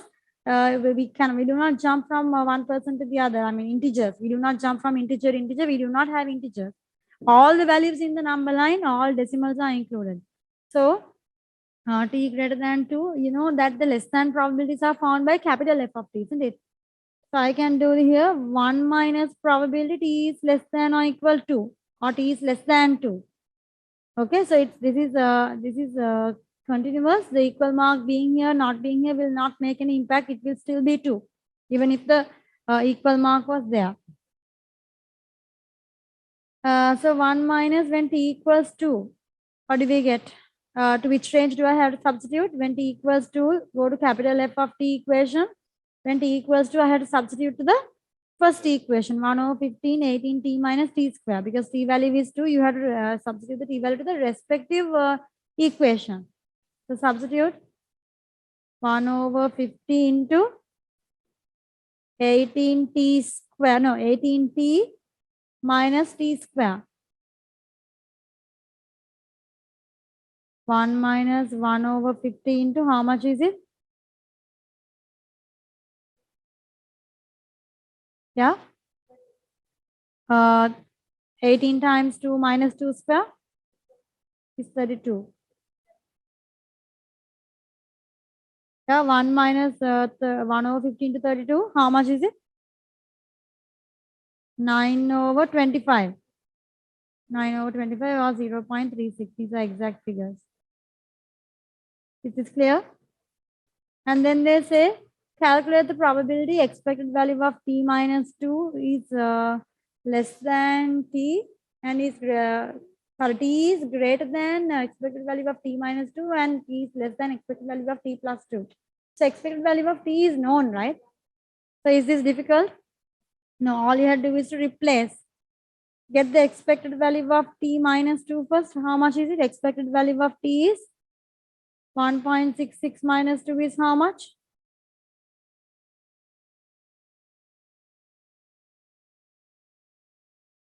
Minus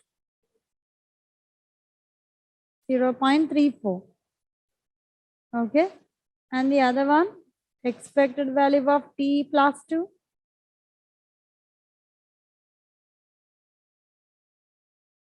Okay, so now this is a common trap that many people fall into. So now expected value of t minus 2, you put minus 0.34 and you have t less than 3.66. Okay, how do you get now? You're supposed to find this probability. How do you get this probability? How do you get this probability? So here I have the capital F of t values. How do I get the probability is greater than minus 0.34 and less than 3.66? This is not a continuous uniform distribution, right? So for each range, you have to use each person respectively. What about the negative 0.34? Do you realize that your graph t value, we don't even go for negative 0.34, right? Our graph starts from where? Our graph starts from 0. So which means I can rewrite this as what? We do not have probabilities for minus negative figures. The t starts from 0. So you could rewrite minus 0.34 will not exist for this question. We have to start our range from where? 0, because the range starts at 0. Okay, going for negative 0.34, it will not be helpful because there are no probabilities there. So t, so I want the probability greater than 0, less than 3.66, which means I want the probability starting from the beginning until 3.66, which means what? I can go for the capital F, capital FT. And to which range? 3.66 is in the first range or second range? The second range, 3.66. So directly go to the second range, replace t with 3.66. Are you with me?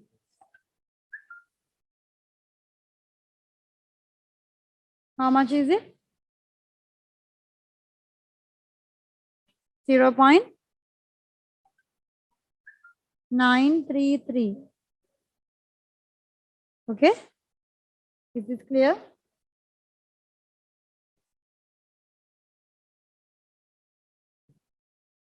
Okay, moving on to question number 6. They say explain what you understand by the sampling distribution of a statistic. So this is a theory, right? So this is explained in sampling and sampling distribution in chapter 6. You will see the word by word description or the definition given, what you understand by a statistic. So we'll write down what is it?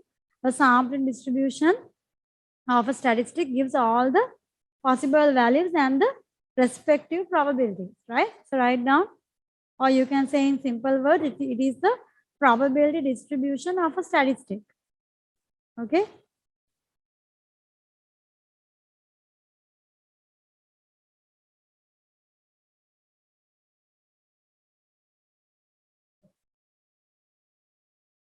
The probability distribution of a statistic. Okay. And the next one, or you could say the exact definition as you learn in your book. Make sure those words are mentioned. Okay. In part B, they say a factory produces beads in bags for craft shops. A small bag contains 40 beads, a medium bag contains 80 beads, and a large bag contains 150 beads. The factory produces small, medium, and large bags in the ratio 5 to 3 to 2, respectively. A random sample of 3 bags is taken from the factory. Find the sampling distribution for the range of the number of beads in the 3 bags in the sample. Okay, so you can see how many marks do we have for this question. There are 7 marks, which means it is a massive question, right? So first, let's write the probability for each of these respective bags. So what are the types of bags we have? First, we have the small bag, which has how many beads? There are 40 beads. Okay, small bag has, so first I'll make a simple table that gives the probability for each and every, okay, small, medium bag has 80 beads and the large bag has 150 beads. So what are the respective probability? The probability of the small is 5 to 3 to 2. So what's the addition? 5, 6, 7, 8, 9, 10. So 5 parts out of 10. Do you agree? The probability of getting a small bag, you have 5 out of 10. 3, 5 to 3. So 3 is for medium. You have to get a medium, 3 chances out of 10. And for, small, medium, and large, you have 2 chances out of 10, right? Do you agree? So to get a small bag, you have 5 out of 10. Medium, you have 3 out of 10. Large, you have 2 out of the probability. Okay. So they say find the sampling distribution for the range. Okay. Now they say here a random sample of 3 bags is chosen. So let's say X1, X2, and X3. So these are our 3 choices. Okay. So I want to get the sampling distribution for the range. Shall we write down all the possibilities? Okay, so what are the possibilities? First one, starting with the small with 40 beads. Yeah, how do we start? So all 3 of them, all 3 bags you choose are small. 40, 40, 40.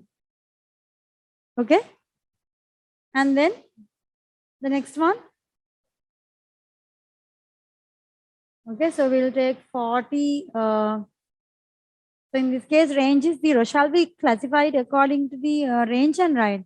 So for range to be 0, right? So for range to be 0, what are the possible options? 40, yeah?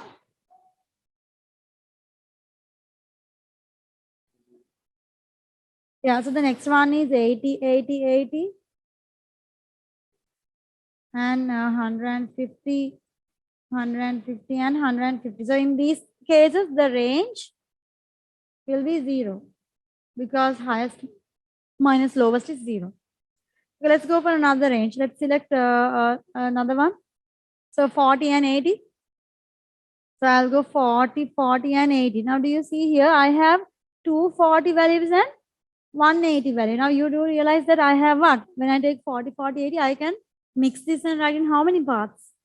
40, 40, 80 could be written in three possibilities. 40, 80, 40, 80, 40, 40. Do you see? There are three possibilities. So I don't need to work out the probability of all three of them because it's the same thing repeated thrice. So it's actually, you can find the probability of one path and multiply by 3. However, let me write it here. 40, 80, 40, and 80, 40, 40. This is one bundle. And for all three of them, what is the range? Highest minus lowest is 40. Now, in this case, though the range is the same for all three, can I just take the path of one, probability of one path and multiply? No, because for 40, 40, 40, we have different probabilities. For 80, 80, 80, we have different probabilities. But over here, 40, 40, 80, I am using the same probability in three different combinations. So I can get the probability of one path and multiply by 3. That's why I'm taking it as 1 together, okay? Okay, another combination. We'll take 140 and 280s. First, we'll finish the 40 and 80s. So I took 140, 240s and 180. The next combination is 140 and 280s. Okay, so in 140 and 280s also, I think we can see the range is again what? 40, right? It's highest minus lowest is again 80. So again, we have how many ways to arrange this? There are three ways.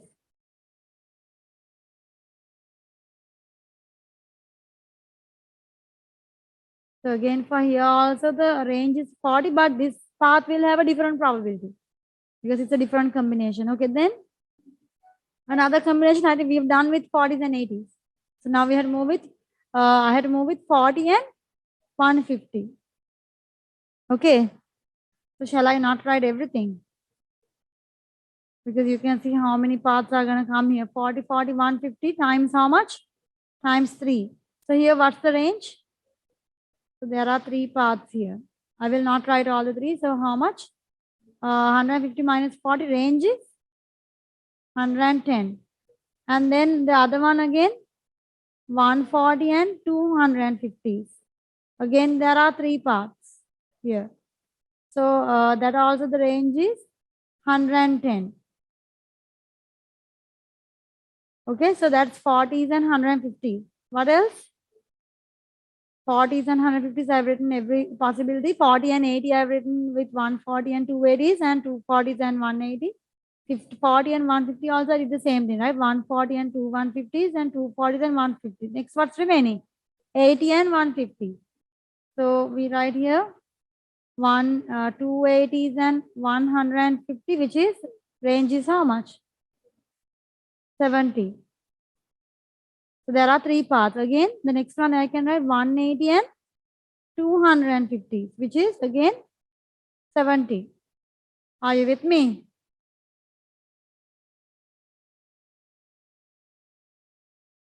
And then, yes, and then is that all? I took the 40, 80, 150, I took all the combination, but except there's one more to take, which is taken simply 40, 80, 150. Directly, if you take 40, all three, x1, x2, x3 are different. So this is another part. 40, 80, 150. How many ways do you think I can mix this? 40, 80, 150. You can mix this in 6 parts. Change and see. Okay, 3 factorial number of ways. Okay, 40, keeping 40 in front, you can exchange 80 and 150 and write another part. Then keeping 80 in front, you can change 40 and 150 and write 2 parts. Then keeping 150 in front, you can write with 40 and 80 exchanging in 2 parts, altogether 6 parts. What's the range of this path? Highest minus lowest is 110. Is this clear? Okay, so now let's write the probabilities. Okay, so now you can see here I've made the table. So for these, you don't need to waste time writing all the three paths. Just write one path and know that there are three. Okay, so that would be easy and it would save us time. Okay, so 40, 40, 40 is 5 over 10 into 5 over 10 into 5 over 10. How much is it? 125 over 1000. 80 over, so 80, 80, 80, 80 is 3 over 10 into 3 over 10 into 3 over 10, which is 27 over 1000. I think over here 5 over 10 becomes half. Half into half into half would give you 1 over 8. And the next one 2 over 10 into 2 over 10 into 2 over 10. So it's 1 over 5 into 1 over 5 into 1 over 5, right? 2 over 10 simplifies. How much? 1 over 125. So you add everything together. How much is the probability of 0? How much is it? Which is in decimal?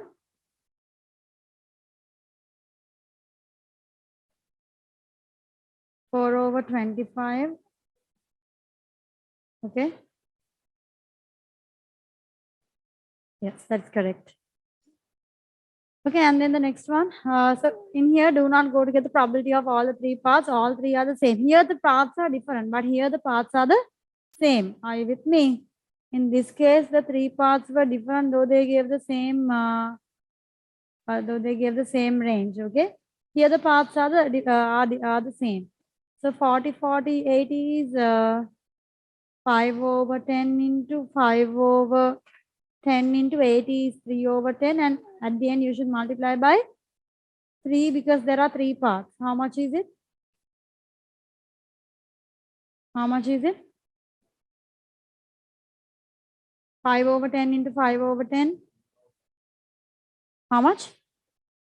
9 over 40. That's for this part. Only for this branch alone. Okay, then this one 40, 80, 80. So 40 is 5 over 10 into 80, 80 is 3 over 10 into 3 over 10. And there are three such paths. Multiply by 3. How much is the answer? 27 over 200. Check on these values. And the next range we have is 110. So 110, 40, 40, 150, 40 probability was 5 over 10 into 5 over 10 into 150 is 2 over 10. Again, there are three parts. So I did not go to write all the three parts. So what is the answer? How much? 3 over 20. So over here, again 40, 150, 155 over 10 into 150 is 2 over 10 times 2 over 10. Again times 3.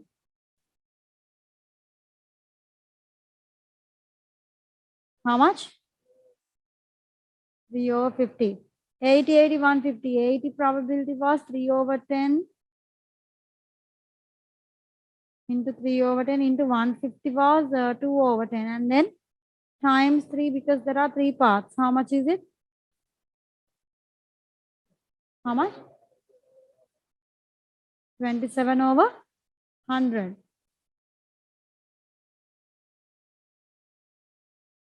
Check again. 27 over 500.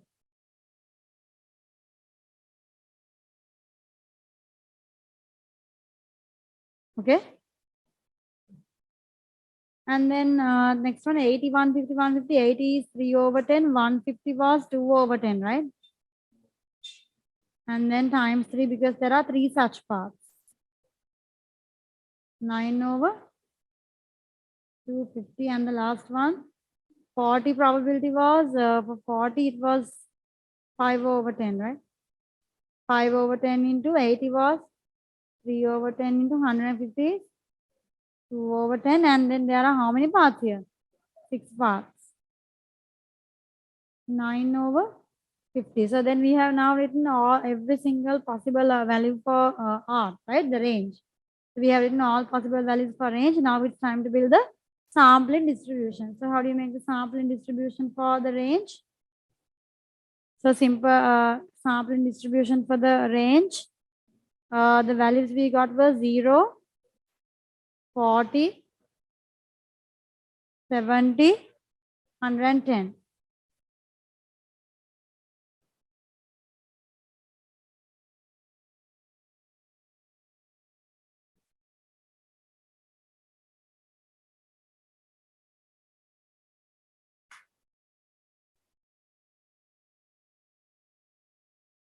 Okay, so let's get the probabilities. So you'll have to add the relevant probabilities here, right? So probability capital R equals simple R, right? So what are the values here? R0. R0 we already added it. R0 is 4 over 25. R40. So I think you'll have two values to add here. R40, 9 over 40 and 27 over 200. When you add 9 over 25, give me the decimal answer just to 9 over 25, 0.36 is correct. And then for 70, I use these two guys, 27 over 500, 9 over 250, right? Add them together, what do I get? 9 over 100, 0.09 is correct. And then for 110, so you can see for 110, I have how many parts? 1, 2, 3 parts. Right, so I have used every one. Okay, so add all of them together. 39 over 100. And now a quick way to check whether you've done this correctly. You can add everything together in your cal and see if it equals to 1. If it equals to 1, you know you've done it correctly.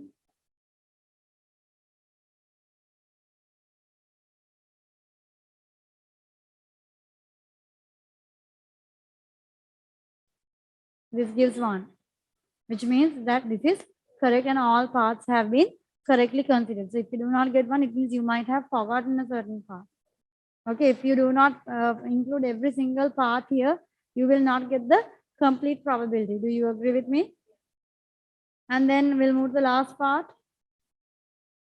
The last part they say a random sample of n sets of 3 bags is taken. The random variable capital Y represents the number of these n sets of bags that have a range of 70. Okay, so calculate the minimum value of n such that probability capital Y equals 0 should be less than 2. Okay, what does the random variable capital Y represent? The random variable capital Y represents the number of these n sets of 3 bags that have a range of 70. Are you with me? Okay, so they say there is a random sample of n sets of 3 bags is taken, right? So you take n number of sets, and in each set there are 3 bags. Okay. In each set, there are 3 bags. So the 3 bags might be in different combinations. Might be small, medium, large. Now we wrote all the possible combinations, right? So they say the random variable Y represents the number of these n sets. Okay, you do not know how many sets we have, but the number of these n sets of 3 bags that have a range of 70. Okay, so I think you already know the probability of having a range of 70, right? What's the probability of having a range of 70? Here, 0.9 over 100. 0.09 is the probability that a sample of 3 bags, that a set of 3 bags have a range of 70. Okay. So then they want you to calculate the minimum value of Y such that probability Y equals 0 should be less than 0.2. So this is actually what? This is like a binomial distribution. Okay. So X is the number of sets of bags, right? I have not used X, right? Number of sets of bags that have a range of 70.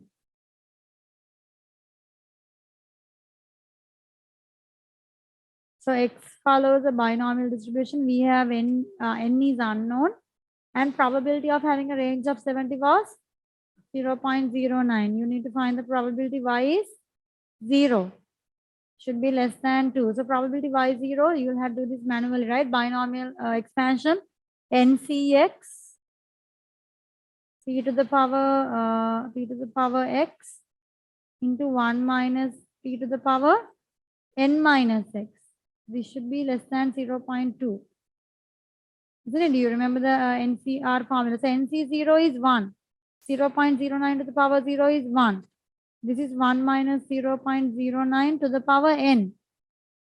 Are you with me? Should be less than 0.2. 1 minus 0.09, 1 into 1 is 1. 1 minus 0.09 is 0.91 to the power n, should be less than 0.2. So this is a matter of solving this. So you can use a P3, P4 techniques where you put log to both the sides, ln or log. If you put log, it's base 10.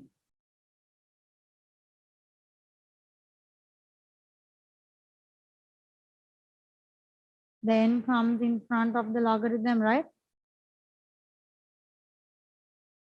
Log 0.9, you should be really cautious. Are you aware that a logarithm of a 0 point number is, you learn this in P3, P4, the logarithm of a 0 point number is negative. So if you take the log 0.91 to the other side as a division, you know you are taking a negative number to the other side as a division. You could type log 0.91 in your cal and check. It is negative. So log 0.2 divided by log 0.91. Since log 0.91 is definitely a negative, so your inequality sign will flip. So how much is n? N greater than, how much is this? 0.65. So what's the largest n value? The smallest n value, right? So what's the minimum number of n? So minimum n is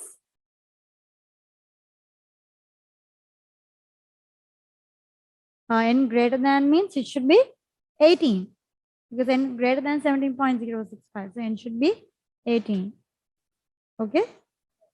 Is this clear? Okay, so this is the end of this statistics paper.